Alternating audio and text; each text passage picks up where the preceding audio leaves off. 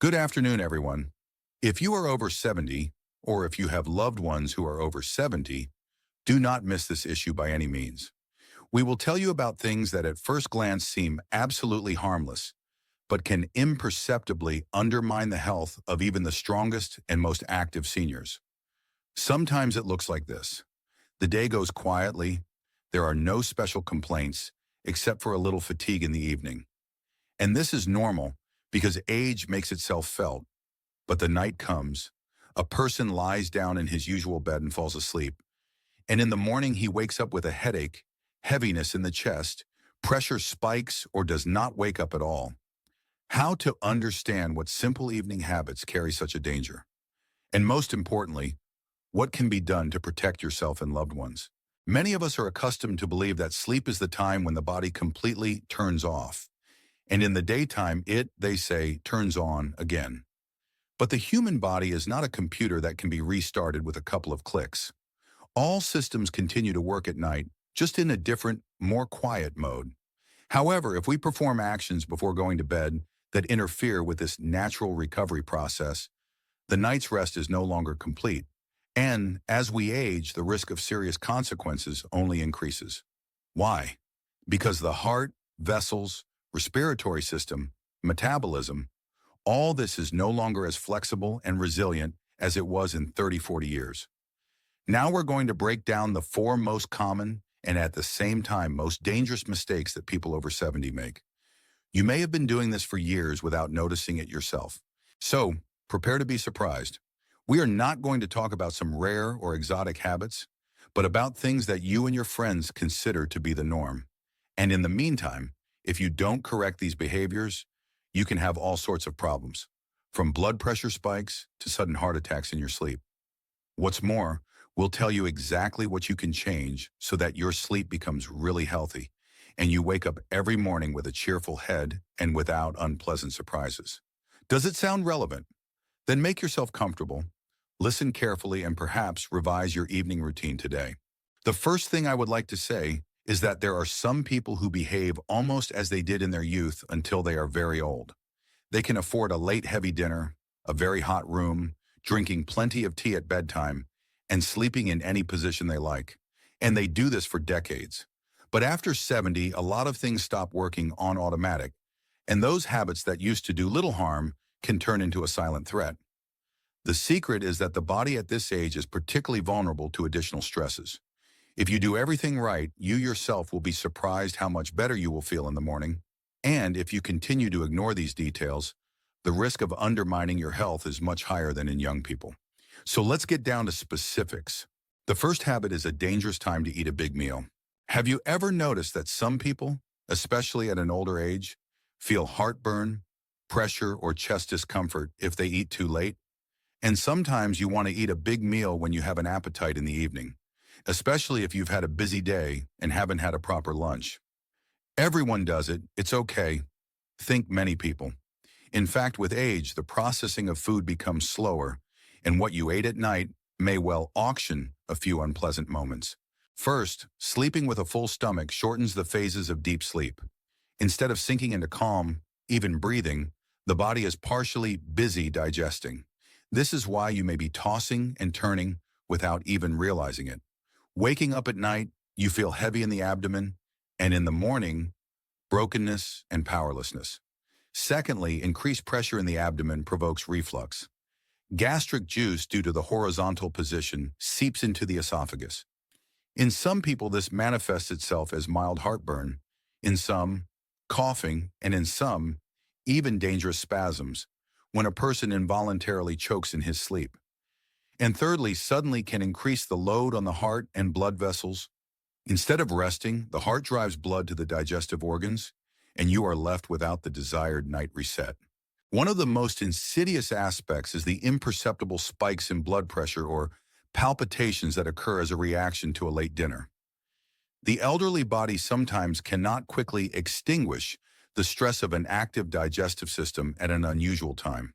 If a person already has problems with hypertension or angina pectoris, such an episode can provoke a dangerous condition in sleep.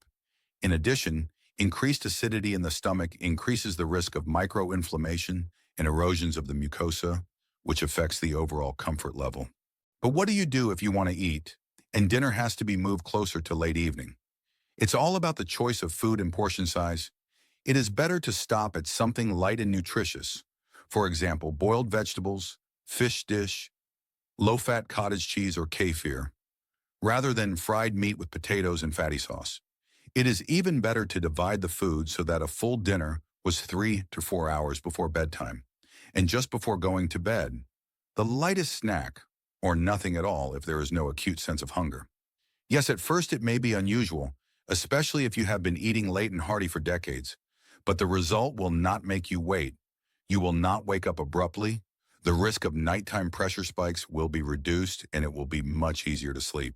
At the same time, do not completely starve if you feel discomfort. Too strict restrictions are also harmful, both for the nervous system and for your mood. The main thing is to find a healthy balance when dinner is light enough and not too late.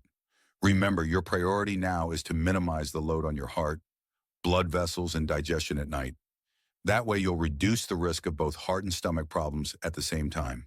The second habit is drinking extra fluids when you should be sleeping. Another problem familiar to many retirees, frequent trips to the bathroom at night. It seems like you should drink more water because doctors talk about the importance of hydration. But when this intake of liquid falls in the late evening, you have to pay for it at night.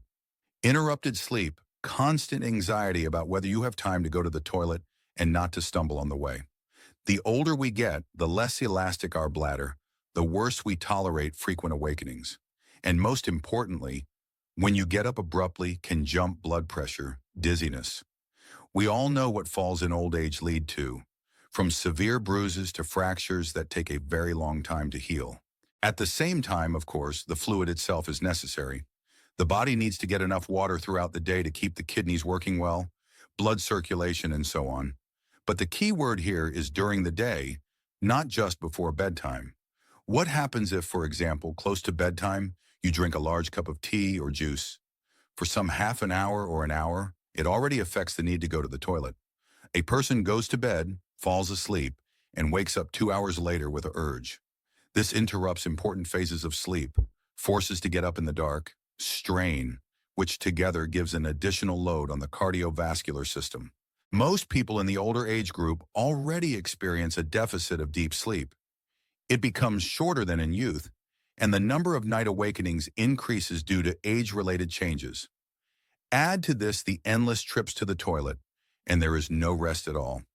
Moreover, every such rise can be accompanied by dizziness if you get out of bed too quickly. And falls are not just bruises, they are tragedies that can permanently undermine your health. To avoid this, all you have to do is adjust your drinking schedule. Try to drink the bulk of water, tea, compote, and other drinks in the morning and afternoon. Toward evening, gradually reduce the volume of liquid. If you like tea, it is better to do it in the afternoon or in the first half of the evening. If you feel your throat drying up, take a couple of sips of water. No more. It can be hard to readjust yourself at first, especially if you have a habit of relaxing before bed with a cup of tea. But once you adapt, you'll probably notice that you sleep better without constant interruptions. Note also that many foods contain hidden liquids. Juicy fruits, soups, watermelons, melons. If you eat them in the evening, it can also affect the frequency of night awakenings. There is nothing wrong with a moderate amount of these products, but do not abuse them just before bedtime. Think about it. What is more important? A glass of liquid at night or the ability to sleep without the risk of falling down on the way to the toilet? It's a rhetorical question, especially when it comes to health over the age of 70. The third habit is overheating before going to bed. How nice it is to wrap yourself in a warm blanket when it's chilly outside, isn't it? And many elderly people are afraid of catching a cold, so they prefer to keep the house or apartment almost as a steam room, just to keep warm. But here lies a danger that not everyone thinks about. When the room is too hot at night, the body cannot normally regulate the temperature, and the heart and blood vessels experience additional stress. Why does this happen? During the process of falling asleep, the body naturally reduces its temperature. It is laid down by nature as a signal to the brain that it is time to move into the phase of rest and recovery. If the room is stuffy and too warm, the body has to fight against overheating. Thermoregulation is disturbed. As a result, we feel anxious, can wake up in a sweat, sleep rhythm is disrupted, the heart begins to work in an intensified mode. Sometimes it is expressed only in the feeling of something I am hot, but sometimes it can provoke a spike in blood pressure or angina attack if there are heart problems. It is especially dangerous for those with cardiovascular disease. Hypertensive people in a hot, stuffy room can have a spike in blood pressure, which is highly undesirable. And if a person lives alone at all, a sudden nighttime crisis can be particularly frightening. Excessive heat also makes breathing difficult for those who suffer from chronic lung or bronchial diseases. Instead of proper rest, you get a busy night, during which the body has to escape from overheating. To avoid this, it is enough to maintain a cool, but not icy temperature in the bedroom. Usually the optimal range is about 18 degrees. Some people are more comfortable a little warmer, but it is ventilation and air circulation that is important. It is better to put on light socks or take an extra blanket than to be constantly stuffy. Do not be afraid of fresh air. If the window is open for airing and there is no strong draft, it will not cause a cold, but on the contrary, will improve your health. If you feel that your hands and feet are freezing, use warm pajamas or blankets, but do not heat up the air in the room. Don't forget about humidity. Too dry or too humid air also has a negative effect on your health, but the key point is to avoid overheating. Many families are in the habit of heating the apartment to the hilt or using additional heaters near the bed to make it warm like a bathhouse. However, for an elderly person, this can be a critical risk factor at night. The body, especially in old age, is no longer able to cope so well with such fluctuations. Therefore, it is better to let it be a little chilly, but you will breathe fresh air and sleep with normal heart function. The fourth habit, the wrong posture during sleep. The last point is often underestimated. Say, I'm used to sleep this way since childhood, and nothing will happen to me. But the fact is that after 70 years of age, sleeping on the back or in an uncomfortable position can create an unnecessary load on the respiratory tract, heart, spine. Many people, especially the elderly, notice that if they sleep on their backs, snoring starts, and there is a feeling of shortness of breath. And this is a direct path to apnea, a condition in which breathing stops for a few seconds or even tens of seconds. Apnea leads to oxygen deprivation, pressure spikes, and sudden awakenings. This does not mean that absolutely everyone should not sleep on their backs, but you need to monitor your well-being very carefully. If you or your loved ones notice that when sleeping on your back, there is loud snoring, pauses in breathing, restless movements, it is better to switch to sleeping on the side. The left side is most often advised because this position improves blood circulation, reduces the risk of heartburn, and maintains a healthier pressure on the internal organs. Of course, it's not easy to instantly restructure your habit if you've been falling asleep on your back for decades, but there are methods. You can put a support pillow behind your back or between your knees to comfortably keep yourself in a side-lying position. Also, sleeping on your right side is sometimes associated with increased stress on the heart, as the heart is located slightly more to the left side.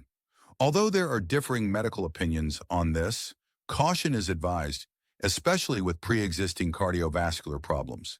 If in doubt, it's best to discuss this with your cardiologist or general practitioner, but in any case, keep an eye on how you feel when you wake up.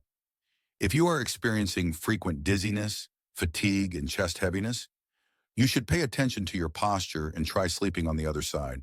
Some elderly people suffer from knee, lower back, and neck pain.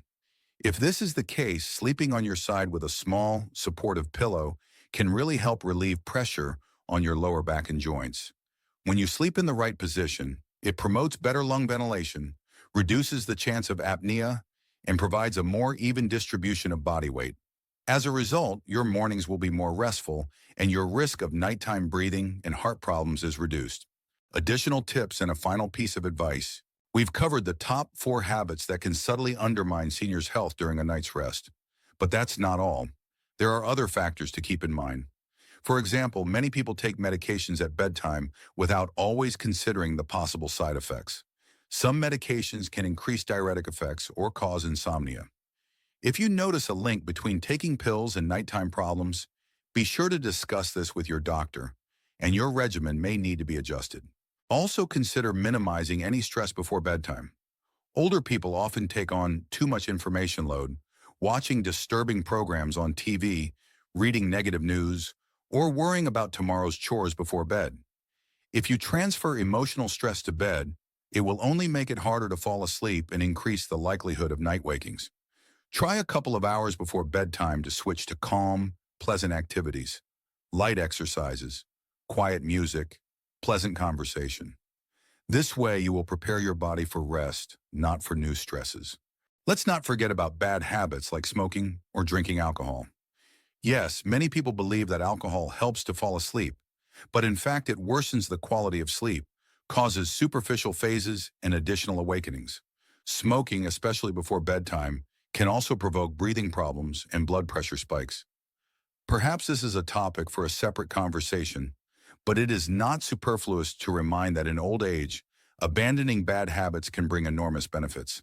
The most important thing that unites all these tips: we try to facilitate the work of the body at night when it needs to rest and recover. Dense dinner, excess fluid, stuffiness in the room, incorrect posture, all this small needles prick your cardiovascular system, digestion, breathing. The result is chunky blood pressure, heart palpitations, bad mood in the morning, constant sleepiness during the day. But if you make adjustments, even small, you will help your body to fully rest. Agree, you want to wake up alive and awake, and not with the feeling that you spent the whole night running somewhere instead of sleeping. How to start? First, analyze your evening routine. For example, if you are used to eating dinner at 9 or 10 in the evening, try moving this meal to an earlier time, say at 6 or 7 o'clock. It may feel strange at first, but after a few days you will notice how it becomes easier to sleep at night. Secondly, observe how much fluid you drink in the evening. You may find that a cup of tea, a bowl of soup, and a couple of fruits gives you more water than your body needs before bedtime. Reduce the volumes gradually so that you don't have a sudden stress. Third, check the temperature and ventilation in your bedroom. If you have windows constantly closed and the temperature rises above 24 degrees, try to cool down the room a bit. Believe me, light airing and keeping it 18 to 20 degrees will be a great prevention of many problems. Finally, experiment with your sleeping posture. If sleeping on your left side is painful for you, maybe find the right pillow or bolster to support your back so you don't roll onto your back in the middle of the night. When you correct these habits, your sleep may become deeper and your mornings more joyful. Choking attacks will disappear. You'll stop waking up 5 times a night, which means your risk of cardiovascular catastrophe will decrease. Yes, no one gives an absolute guarantee that everything will be perfect, but improved well-being, additional protection against sudden pressure spikes, more comfortable and serene sleep. This is already quite an achievement. Remember that after the age of 70, every year and every month is important for maintaining health. We can't get back the body and stamina of a 20-year-old, but we can competently help the body maintain energy and resource. Remind yourself more often that sleep is one of the most important pillars of health at any age, and even more so after 70. It is in the deep phases of sleep that processes occur that renew cells, cleanse the brain of toxins, and stabilize the hormonal background. This means that everything that interferes with quality sleep must be analyzed and eliminated if you want to live not only longer, but also better, with a normal, clear head and vigor in the body. If you have older friends or relatives who suffer from constant fatigue, incomprehensible shortness of breath in the morning, pressure spikes, or nightmares, be sure to share these 4 tips with them. After all, people often don't connect simple everyday habits with feeling good. They think it's age, that it's the way it should be. But we know that in reality, many problems can be mitigated and sometimes avoided altogether by making slight adjustments to your lifestyle. Don't let the naysayers convince you that it's too late to change everything, or it was fine before 70, why do it now? On the contrary, it's now, as your body becomes more vulnerable, that these changes are critical. And one more reminder: if you have any serious health conditions or have any doubts about a drastic change in regimen, it's always best to consult with your doctor. Everybody's different, and what works for one may be nuanced for another. But in most cases, recommendations for an earlier dinner, reducing the amount of liquid before bedtime, reducing the temperature in the bedroom, and the right choice of posture do not cause any objections to experts. These are universal things that work for almost everyone. Only the degree of expression of the result may be different. On this positive note, I would like to address you with a suggestion. Conduct an experiment within the next 2 weeks. Try implementing these 4 adjustments into your evening routine. Keep a diary or at least notes on paper. Note how you slept, how many times you woke up, how you feel in the morning, what you ate for dinner, and how much liquid you drank. Record what temperature you slept at. You might find that just a couple changes can make a big difference in your quality of life. And if you notice that it became worse, then look for other options, change details. Look for balance. But practice shows that improvement happens in most cases. Of course, we are all different. We all have our own habits and health peculiarities. But the information we talked about today remains extremely important in older age, when every careless action can give a strong kickback.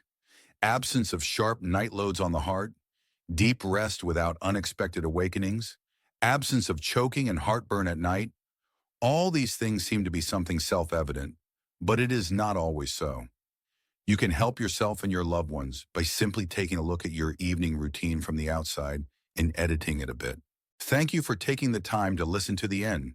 If you found these tips helpful, be sure to share them with your friends, neighbors, and relatives. The more seniors who know how to build a proper evening routine, the fewer unpleasant situations will occur at night. After all, no one wants to unexpectedly encounter a heart attack, breathing problems, or a hard fall due to frequent nighttime getting up. It is in our power to prevent such situations. Take care of yourself and your family. Listen to your body and do not be afraid to make changes, even in those habits that have accompanied you for many years. Perhaps this will be the key to living another dozen years of active, full life without constant worries about your nighttime health. Remember, small steps taken in time sometimes change the whole picture for the better. I wish you peaceful nights and cheerful, joyful awakenings in the morning.